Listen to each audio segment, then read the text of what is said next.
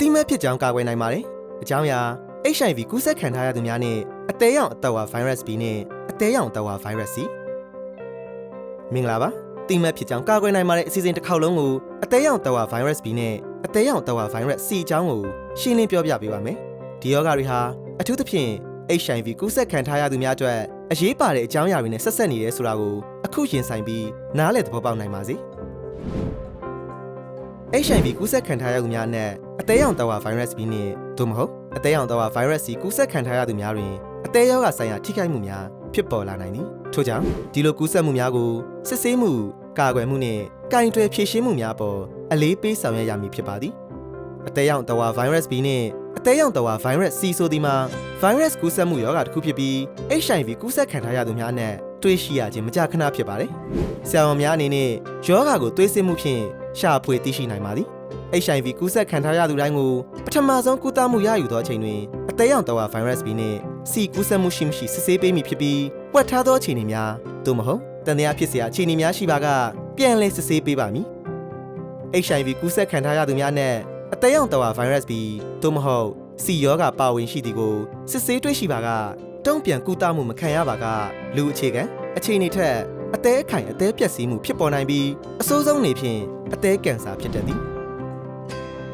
အသေးရောင်သက်ဝါ virus B သို့မဟုတ် C virus ကူးစက်မှုဖြစ်ပွားသောလူနာများတွင်အစောပိုင်းကာလအတွင်းလက္ခဏာများမရှိသလိုနီးပါးဖြစ်တော်လဲ virus ပွားများပြီးအသေးရောင်ခြင်းဖြစ်လာသည်နှင့်အတူအောက်ပါလက္ခဏာများပါရှိနိုင်ပါသည်1ပင်ပန်းလွှဲနေမှုအဖျားရှိပြီးအေးမိယောဂါနှင့်ဆင်တူခြင်း2အော့အန်ခြင်းနှင့်အန်ခြင်း3အစာစားခြင်းစိတ်ပြတ်ပြီးကိုယ်လေးချိန်ကြာဆင်းခြင်း4အသက်ဝါမျက်လုံးဝါဒီးဆုံဖြစ်ခြင်း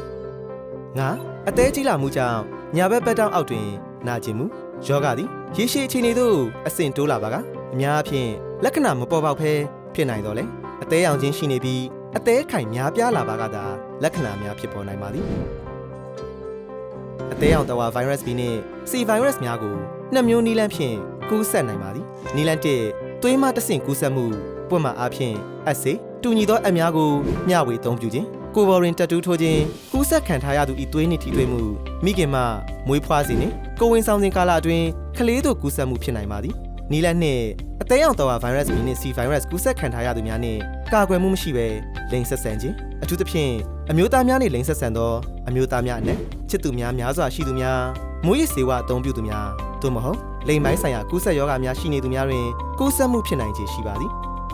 အသေးရောင်ခြင်းရောဂါကိုအထက်ဖော်ပြပါအန္တရာယ်ရှိသောအပြုအမူများကိုရှောင်ရှားခြင်းဖြင့်ကာကွယ်နိုင်ပါသည်အသေးရောင်သက်ဝါ virus B ကိုကာကွယ်ရန်ရောဂါကာကွယ်ဆေးထိုးနှံခြင်းဖြင့်လုံခြုံစွာကာကွယ်နိုင်ပါသည်ဆရာဝန်များကအသေး၏လုပ်ငန်းဆောင်တာကိုသတ်မှတ်ကာလအလိုက်စောင့်ကြည့်ဆောင်ရွက်မည်ဖြစ်ပြီးအသေးသတ်မှတ်ညွှန်ချက်များတွင်အမှားယွင်းများရှိပါက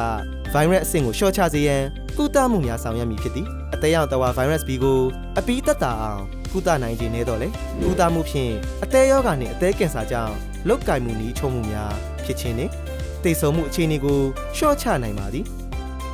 ဆရာဝန်များက HIV ဆန့်ကျင်ဆေးကိုရွေးချယ်ပေးပြီးအသေးရောင်သက်ဝါ virus B ကိုကုသနိုင်သောဆေးမျိုးစားကိုသုံးစွဲပါမည် HIV ကူးစက်ခံထားရပြီးအသက်40ကျော်သောအမျိုးသားများသို့မဟုတ်အသက်50ကျော်သောအမျိုးသမီးများရောဂါရေရှည်အခြေအနေတွင်အသေးရောင်သက်ဝါ virus B ကူးစက်မှုရှိခြင်းသို့မဟုတ်အသေးရောဂါရှိသူများသည်အနည်းဆုံးတစ်နေ့လျင်တစ်ကြိမ်သို့မဟုတ်နောက်ထပ်ဖြစ်နိုင်ခြေများအတွက်အသေးကင်ဆာစစ်ဆေးခြင်းခံရရန်များစွာလိုအပ်ပါသည်